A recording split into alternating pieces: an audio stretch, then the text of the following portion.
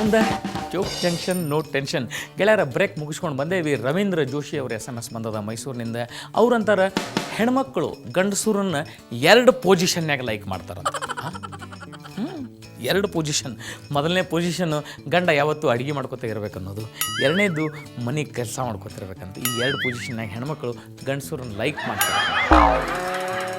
Globalisation ಅಂದ್ರೆ ಜಾಗತೀಕರಣ ಅಂದ್ರೆ ಏನು, ಅದಕ್ಕೆ ಒಂದು ಲೈನ್ ಎಕ್ಸ್ಪ್ಲನೇಷನ್ ಕೊಡ್ರಿ ಅಂತ ಹೇಳಿದರು. ಅದಕ್ಕೆ ನಮ್ಮ ಗುಂಡ ಉತ್ತರ ಹಿಂಗೆ ಬರ್ದ, ನೋಡ್ರಿ ಮೇಡಮ್, ಹಿಂದಕ್ಕೆ ಇಂಟರ್ನ್ಯಾಷನಲ್ ಕಾಲ್ ಮಾಡಿದ್ರೆ ಒಂದು ಕಾಲಿಗೆ 15 ರೂಪಾಯಿ ಆಗ್ತಿತ್ತು. ಆವಾಗ ನಮ್ಮ ದೇಶದಾಗ ಇಡ್ಲಿ 50 ಪೈಸಕ್ಕೆ ಒಂದು ಸಿಗ್ತಿದ್ವು. ಈಗ ಜಾಗತೀಕರಣ ಎಲ್ಲ ಚೇಂಜ್ ಆಗ್ಯದ ಮೇಡಮ್. ಈಗ ನೀವು ಒಂದು ಕಾಲ್ ಮಾಡಿದ್ರೆ ಬರೀ 50 ಪೈಸೆ ಖರ್ಚಾಗ್ತದೆ, ಬಟ್ ಇಡ್ಲಿಗೆ 15 ರೂಪಾಯಿ ಕೊಡಬೇಕಾಗ್ತದೆ. ನಮ್ಮ ದೇಶದ ಪ್ರಜಾಪ್ರಭುತ್ವದ ಬಗ್ಗೆ ಬಂದಿರುವಂಥ ರೀಸೆಂಟ್ ಜೋಕ್ ಇದು ಭಾಳ ಚಂದದ. ನೋಡ್ರಿ, ನಮ್ಮ ದೇಶದಾಗ ಪ್ರಜಾಪ್ರಭುತ್ವ ಹೆಂಗದ ಅಂಥೇಳಿ.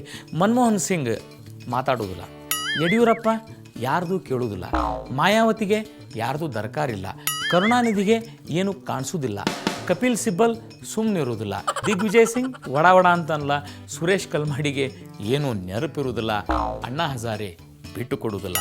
ಇದು ನಮ್ಮ ದೇಶದ ಪ್ರಜಾಪ್ರಭುತ್ವ. ಗಂಡಸು ಯಶಸ್ವಿ ಆಗಲಿಕ್ಕೆ ಅವನ ಮೊದಲು ಹೆಂಡತಿ ಕಾರಣ ಆಗ್ತಾಳಂತೆ. ಏನ್ರಿ, ಗಂಡಸು ಯಶಸ್ವಿ ಆಗಲಿಕ್ಕೆ ಅವನ ಮೊದಲು ಹೆಂಡತಿ ಕಾರಣ ಆಗ್ತಾಳಂತೆ, ಮತ್ತು ಅವನ ಯಶಸ್ಸು 2ನೇ ಹೆಂಡತಿಗೆ ಕಾರಣ ಆಗ್ತದೆ. ಬ್ರೇಕ್ ತೊಗೊಳಿಕತ್ತೀನಿ, ಎಲ್ಲಿ ಹೋಗ್ಬೇಡ್ರಿ, ವಾಪಸ್ ಬರ್ರಿ. ಮತ್ತು ಜೋಕ್ ಜಂಕ್ಷನ್ಯಾಗ ಮಸ್ತ್ ಜೋಕ್ ಹೇಳಿ ನಿಮ್ಮನ್ನು ನಗಿಸ್ತೀನಿ, ಮತ್ತು ಮಸ್ತ್ ಮನುಷ್ಯನೂ ಕರ್ಕೊಂಬರ್ತೀನಿ.